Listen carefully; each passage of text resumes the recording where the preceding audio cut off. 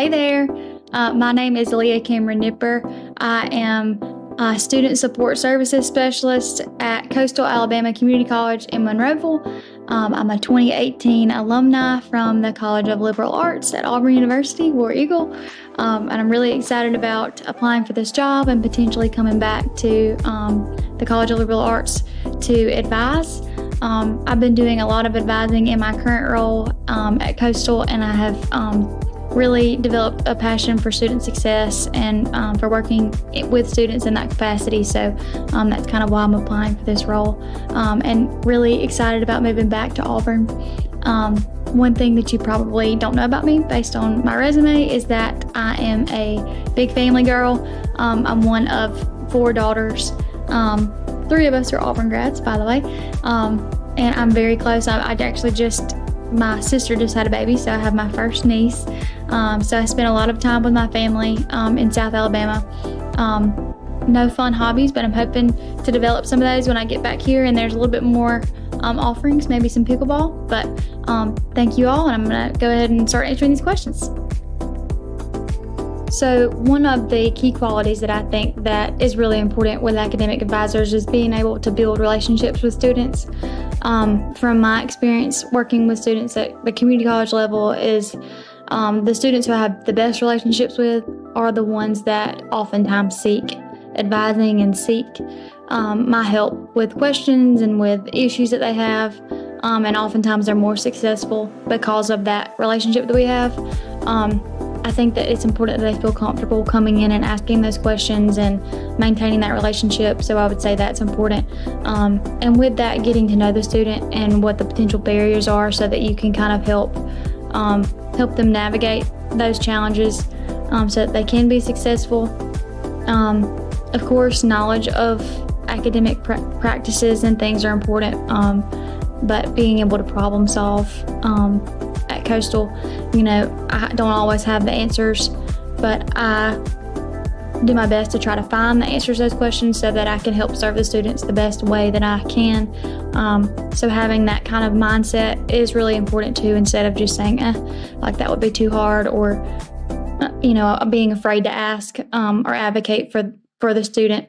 So I think those are probably top qualities to have.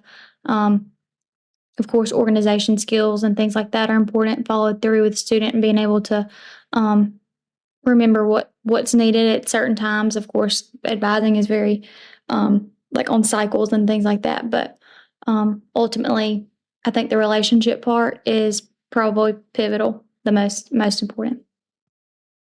So as I mentioned earlier, with building relationships with students, I feel like by letting them know that you care about them, getting to know them, and building the relationship, that kind of fosters a culture of support and encouragement in itself. I think that giving them motivational words and telling them what they're doing right and giving them kudos when they're due is really important. But I also think that the coaching, mentoring perspective is really important to bring to the table so that they know what's at stake. I would say with my colleagues, I often take leadership roles in projects. However, when I need to, follow direction, I do that really well, or I think I do. So I think as long as the project is organized and I know what my expectations are and I know due dates, I'm fine, and I can fill in the gaps, and I can be a flex player. And I also am happy to fill in the gaps when, my coworkers are unable to finish their job duties or whatever it may be. So an example of that would be when I first was hired, my co-specialist on a different campus had just taken maternity leave. And so the students that she was serving on that campus needed someone to answer questions and to kind of field those things, specifically advising questions and things like that. So I just, started filling in those gaps and reaching out to those students and checking in and making sure they had what they needed, even though they weren't technically my students, but I just didn't want them to fall between the cracks. And so I think that knowing that specialist also would do the same thing for me, and having that rapport with one another is really important. So a difficult experience that I've had while working at Coastal actually was when our Upward Bound staff, which is a trio program, was let go kind of abruptly right before their summer program was supposed to begin. So our campus director kind of repurposed some other trio staff, student support services, and then educational talent search staff to kind of fill in the gaps and help run that camp that summer.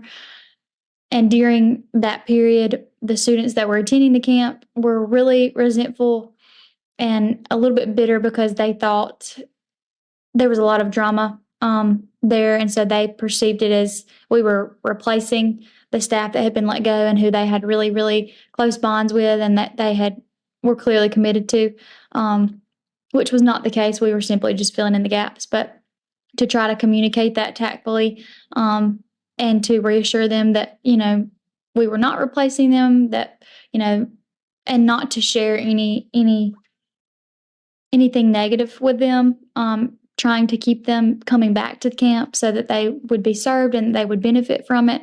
But also to keep a positive attitude ourselves because we were doing jobs that, number one, we hadn't planned for, and it was kind of sink or swim at that point. We were flying by the seat of our pants, to say the least.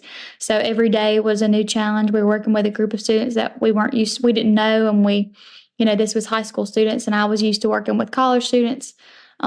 So keeping morale high and keeping a positive attitude within the team and within, for the students to help see that through until the end. But in hindsight, it was very rewarding to see the students eventually, their resentment kind of passed and they started to warm to us. So it was a great experience overall.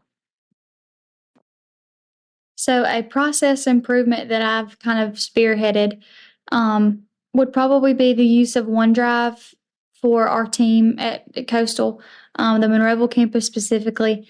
When I was hired, my supervisor had never used OneDrive.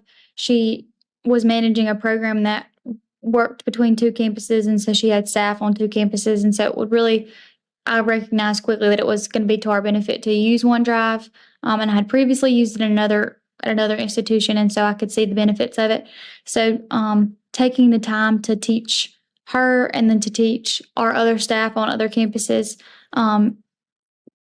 was really rewarding, and also it helped us become a more efficient team, and it kind of cut down on the time it took to collaborate. Since we could do everything in OneDrive, we could share files, upload them, and work and see changes in real time versus downloading them and trying to send them through email and then wait for them, to be edited, etc.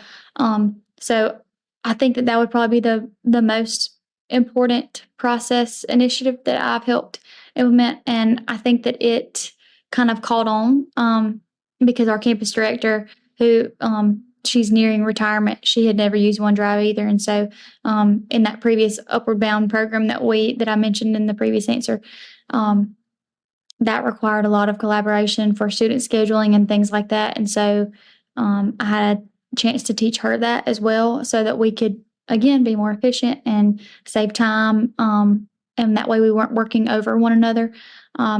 So I think technology probably has been the way that I've been able to impact my team at Coastal. Yeah. Thank y'all so much for listening to my video. I hope that you learned a little bit more about me and how I might be able to impact the College of Liberal Arts in academic advising. I also want to apologize for all of the ums. You were thinking it, I was thinking it, but I can't go back and re-record all these because I won't meet my deadline. I hope y'all have a great day, and I hope to hear from you soon. War Eagle.